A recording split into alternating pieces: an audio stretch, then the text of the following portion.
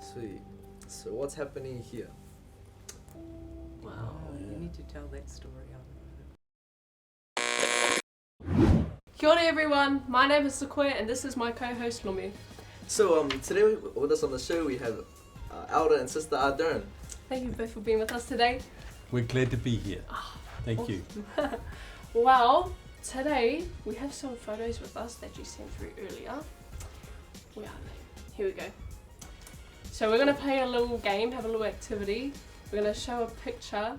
We're going to make a guess about what's happening in the picture, and then if the guess is right or wrong, then you can explain to us. Yeah? Sure, we're glad to do that. Easy. Okay then, that's the first picture.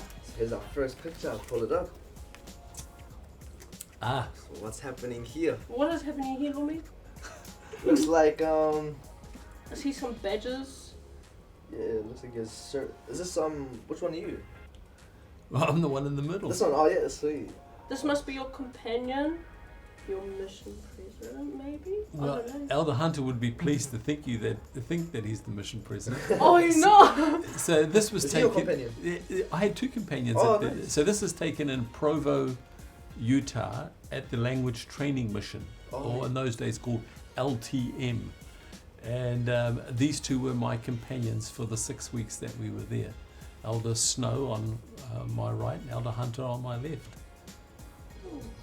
Wow. So at the language training mission, did you guys go through like a 6-week sort of course? Or? Yeah, 6 weeks of intensive training. Oh, yeah.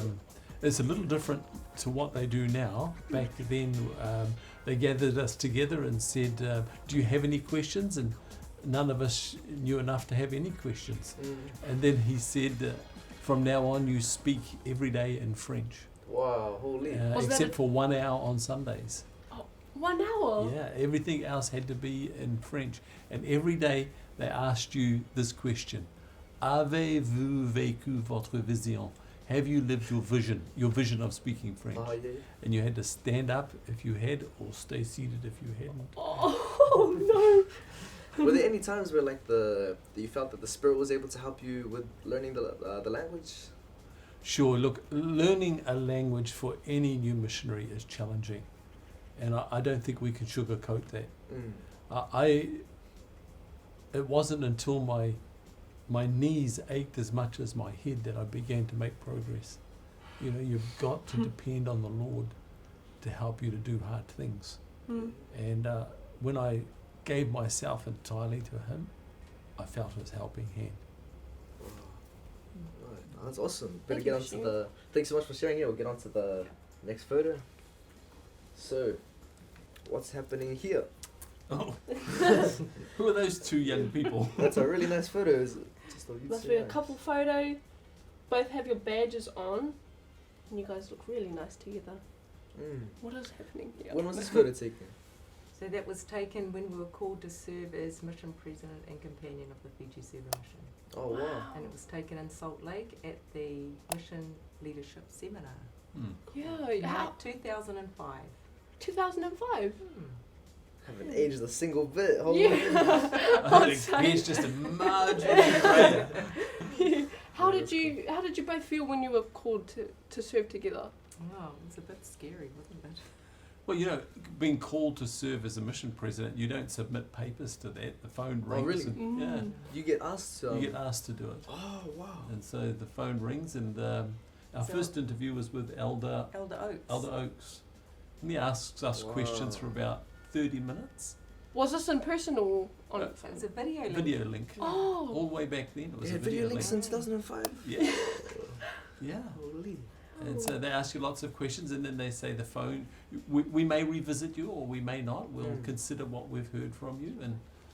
And then a few weeks later, I got a call from President Monson, who was a member of the Wow. area of the First Presidency, and he extended the call.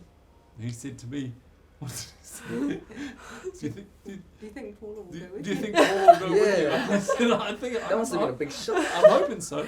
And I was in the supermarket. Oh yeah. And we hadn't heard anything. We just thought, okay, nothing's going to happen. And I was in the supermarket, and he called me, and he said, and I was in such a, and I got such a shock. And he said, just stay where you are. I'll come and get you. You know, every call we receive in the church is preparation for another. Mm. That's right. You. And so give your best wherever you're called to, whatever you're called to do, and it's a stepping stone to another opportunity. Awesome. So do you feel like the callings you had in the church really prepared you for this calling, Oh, like definitely, serving together? definitely did. And President Monson said something to you, didn't he? Yeah, he did when he called me. He said, you know, the Lord shapes the back to bear the burden. And so we were shaped to be able to do what was asked of us. We never did feel it like it was a burden, though. No, It was an never. opportunity. Sweet. So what's happening here? Wow. Oh, yeah. you need to tell that story. Looks, Yeah. looks like you must be teaching a sister here. Is this in Fiji? Must. No, No, No. really? no. Oh. Australia? No, it's in Vanuatu. Oh, that's it. Oh. Would you have been this elder's companion for the time? He came with me. So he was the senior missionary in Vanuatu. Elder Ackerman. Ackerman. It's quite a story. That's just another one, is it right? Yep. Yeah. And that's me in the middle chair there. So we arrived in, this is her home, and she was wanting to go on a mission. So it was a district, so the mission president's responsible for the districts of the church. She was the last interview of the day. We travelled all day in a truck, all the way up to the top of Tanna, and she was waiting. Yeah, she taught me a great lesson that day. I interviewed her for her mission. That's her passport in my hand, I think. And I said to her, "Have you saved some funds for your mission? You know, these are people who are the poorest of the poor." Mm. And she reaches out and she hands me a plastic bag. And she said, "Yes, I have." And there was some Coin. notes and some coins. And I said, Mostly coins. Mostly coins. I said, "Where did you get this from?" And she said, "I've been doing gardening for people, and they've been giving me money for a long time, and I've saved it. Here's my mission for And it would have been about $10. $10 or so." But it was like the widow's mite, It wasn't was it? the widow's mite. Everything she had, she'd saved for her mission. I think every missionary who contributes financially to their mission is a better missionary because of it. She was a good missionary. was a wasn't great she? missionary. Yeah, she was. Yeah, she She was was called sweet. and assigned to the Vanuatu mission, to the Fiji mission, and served in Vanuatu. From what you said, that just shows how great her faith was. Yeah. The amount of effort that she puts into wanting to serve. Working towards it. She worked hard. Also, let's have a look at the next two photos. Thank you. So these must be the mission calls. Yeah, heaps of them. Framed. We've got a French speaking one here. Yes, Canada, Calgary. And that badge looks pretty different to this one. yes, times have changed. Those the old school stylo ones there. So what is the story behind these? So the story behind those is our eldest son served in the Canada Calgary mission, and there was 10 years between our two sons. And so when he left, we'd been talking missions, and then he left, and our younger son, he must have been 9, mustn't he? 10, he left when he was, so he must have only been 9. He was very social and loved to go and play and watch TV and do all those sorts of things, and I just wanted to keep that momentum about missions going. We both did, so I came up with an idea of putting the mission calls up on the wall, and Paul and I sat down at the computer and I said, "Now work out what year you will serve your mission." So 2006, so we made that together. That's what this is for. That's what that is, and we framed it and I put it up in the room where the TV was, above the TV. So just in green. And so it was just such a, a motivation for him. He looked at his father's mission call, he looked at his brother's mission call, and he looked at when he would go. And so the next 3 photos are when he actually had his mission call. This must be his. That's his. So when we were serving in the Fiji Super Mission, our son got a mission call to the Slovenia-Croatia mission. Wow. Yeah. How many children do you guys have? 4. We have 4. Nice. So there's for the 2 boys, and the 2 boys. girls decided they didn't want to serve. Yeah, We yeah. encourage sisters to serve missions, but it's entirely up to them. We're grateful for everyone that does. Nice. But yeah, so a good encouragement to prospective missionaries is to put someone's mission call up on the wall, if it's your dad's or an uncle or a cousin or a brother or a sister, and put beside it when you're going to serve. Just a bit of motivation. A bit of motivation. You look at that every day. I'm going to serve my mission in 2022, or it was. So yeah, that's what we did. It was really nice to have those up on the wall. So the next two photos. This. I'm just So what's gonna guess. happening in here? Was one of these missionaries for your son? This looks like your son. It looks like our son. Yeah. Those were our assistants. Oh, Oh! And Elder Bladen. And this little boy in the middle of them is the future Elder Ryan Warwick. So you can see them in their Sulus there. And Ryan, we bought him a Sulu, and they took a photograph of them. He visited us. His family visited when we were on mission. Yes. Oh. And this is, I guess this is about 13 years later, do you think? When that's the same boy as that one. Is this one? Yes. That's him all grown up. Eh? So he served his mission. He got called to the Cape Verde mission. Where's that? That's off an island off the coast of Africa. And but of course COVID prevented him from going for the first almost a year. And President and Sister Solowai were their mission leaders down in the Wellington mission. Oh, wow. So he just got back about 2 weeks ago. Whoa. Just recent. Oh. Yeah. So we thought that was really cool to see. You know, he loved being with the missionaries when he came to our mission, and there he is as a little boy and with missionaries, and there he is on his own mission. Crazy. Look at him now. I didn't even recognise. No, well, the blonde hair disappeared a bit. Didn't it?